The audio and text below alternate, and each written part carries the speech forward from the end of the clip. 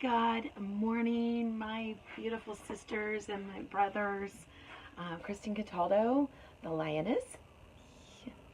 Um, Beautiful Sunday morning, and I'm coming to you from the cottage, my porch. So I'm sitting out here with a cup of coffee.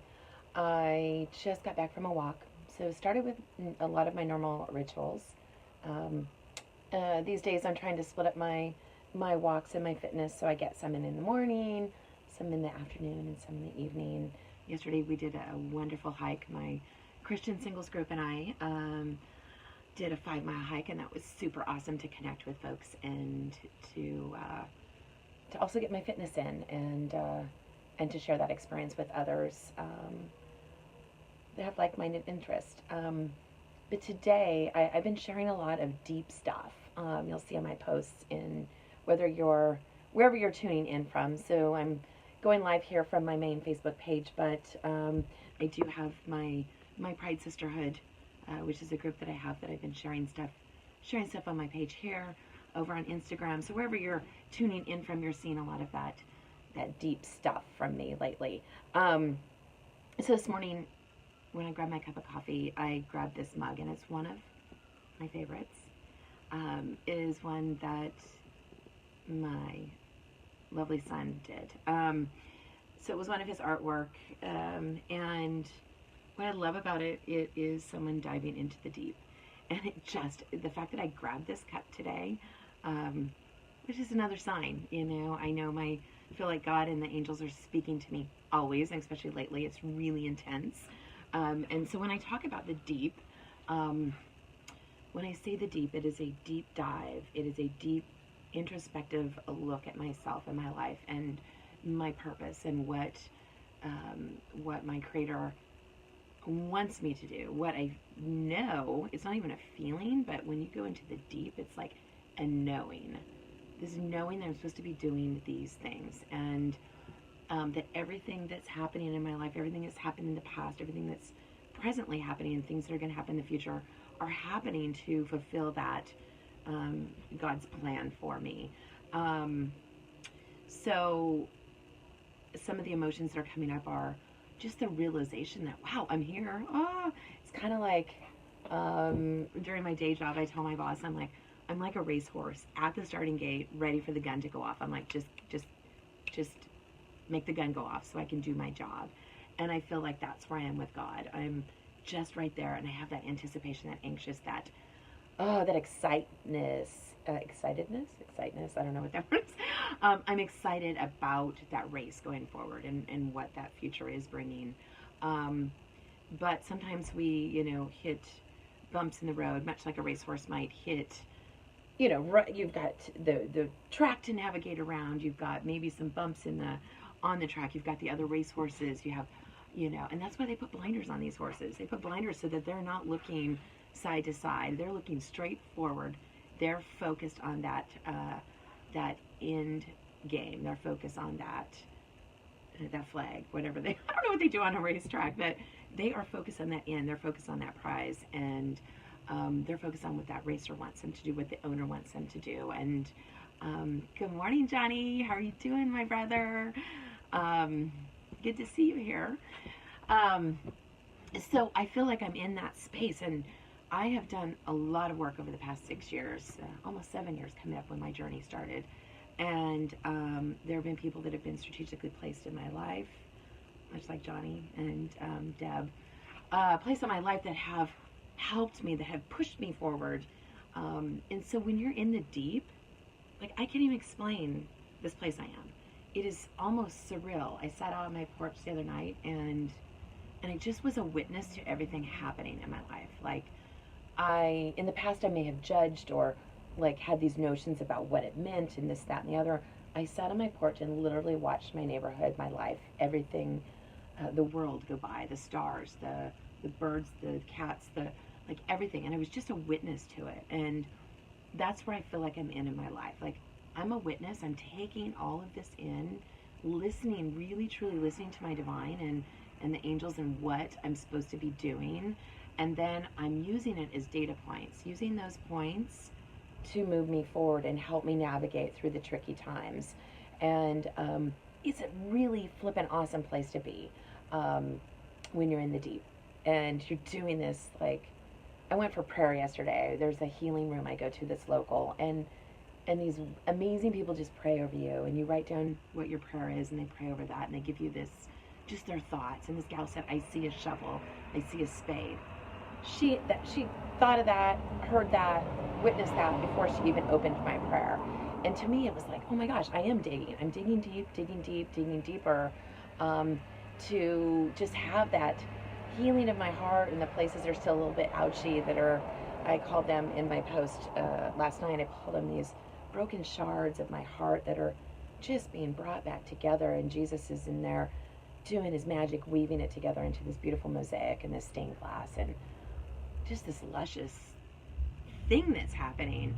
And so in order for all that to happen, you do have to be a witness. You have to stop fighting it. You have to allow that healing, allow that melding, allow, like in a stained glass studio, you can't just force that happening. That artist is sitting there going, okay, I have this piece, where am I going to place it? God is doing that in my life. He's like, okay, look, this is a broken piece here, the piece here. Let me bring all those pieces together and create this beautiful, amazing thing, and for others to enjoy and others to be blessed by. And I just feel like I'm this vessel pouring out what God is telling me to do. And sometimes when I do it, I don't even know why I'm saying what I'm saying. I may text you, I may share something with you, and I have no idea why I'm moved to share that message with you. Or, God uses music with me, uses art with me, uses the outdoors and the nature, uses conversations with people, and that's how I'm inspired. That's how I write. Last night I was in a place, sitting there enjoying yogurt, frozen yogurt, and there were these little boys sitting playing with this train table, and I just sat and I sobbed. So my past, some stuff in my past was brought forward, and I was just looking at the moms, and I'm going to write about this, definitely write, because I went in my car and just wrote like for 3 minutes straight. These moms were over chatting, catching up with each other, enjoying themselves and their time. They were cognizant of what was going on. The little boys weren't unsafe at all. But I just sat there, and I was just mesmerized by the chatter and the childlike play that was happening, and some stuff from my past as a mama.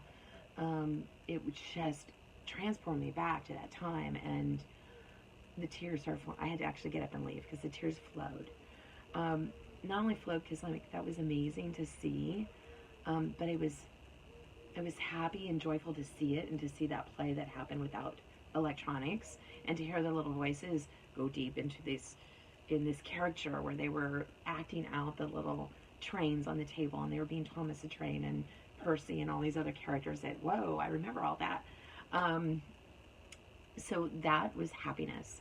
Then I was sad because these mamas were over here. Yes, they were catching up, they were refueling, but they were missing out on that, what I witnessed.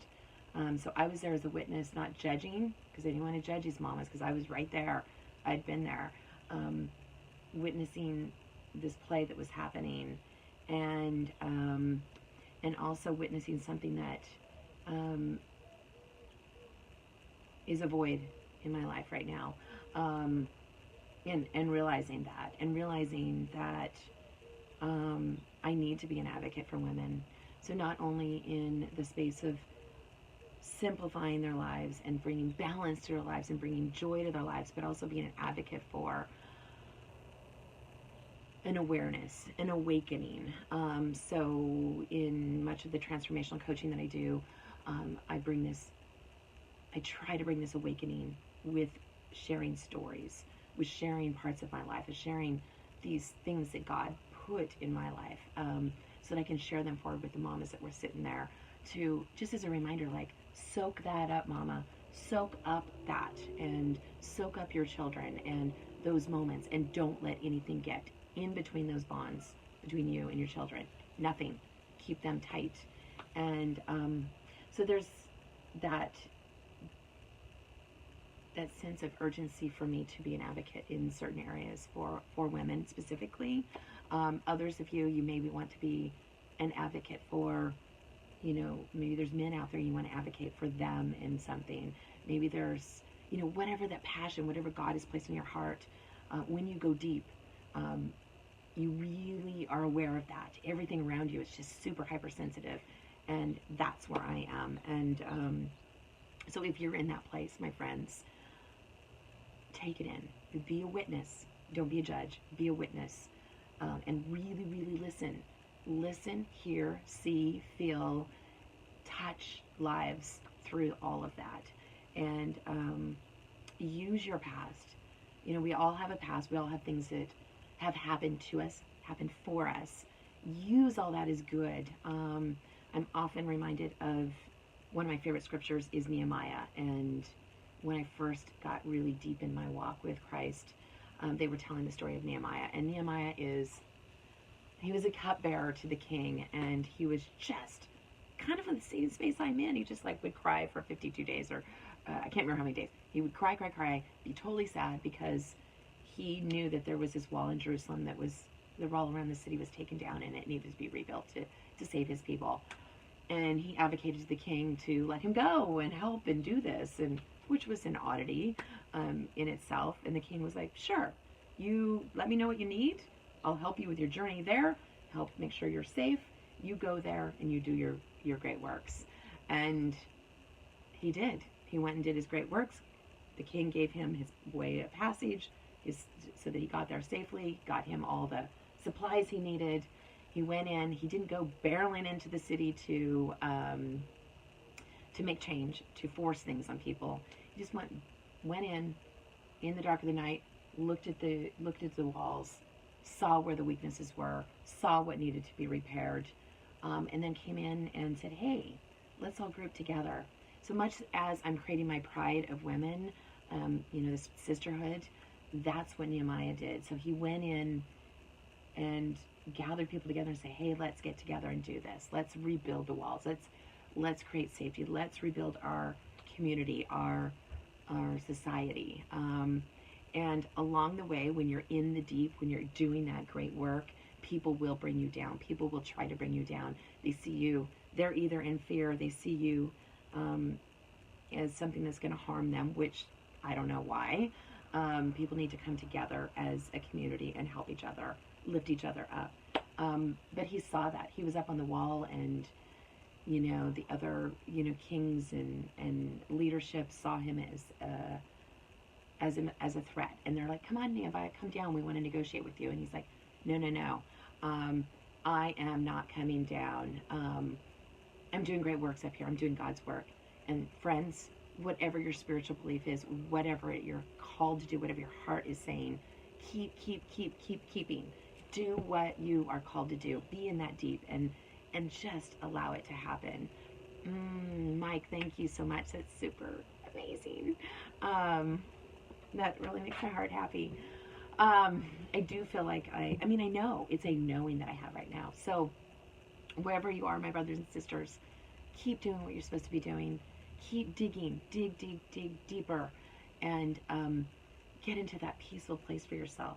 Take care of yourself, body, mind, and spirit. That sacred triad that I refer to. Make sure you have balance in that first so that you can serve others. You can't help others unless you take care of yourself.